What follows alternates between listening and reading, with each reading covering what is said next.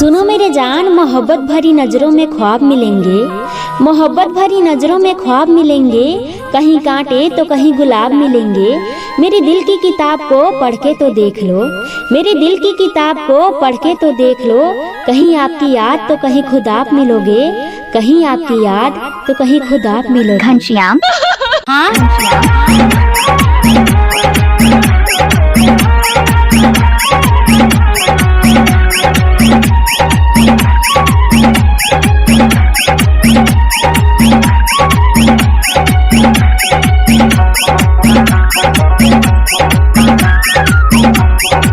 घनश्याम माथा टोला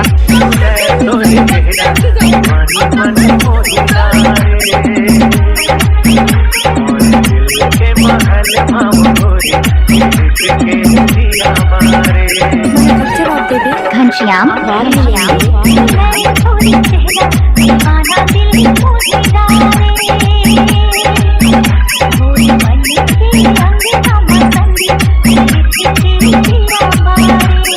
I love you. I love you.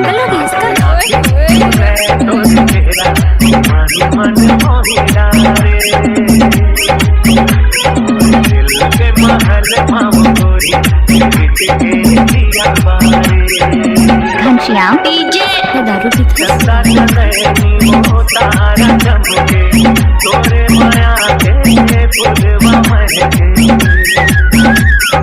अरे जा जा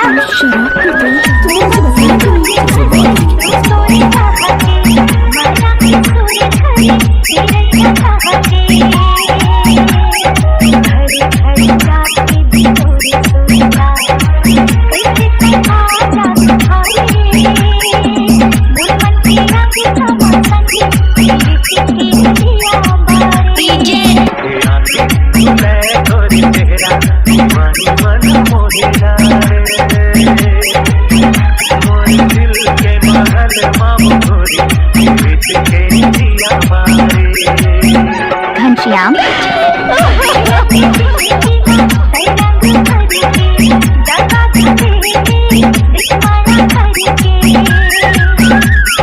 चल हट नाचा रे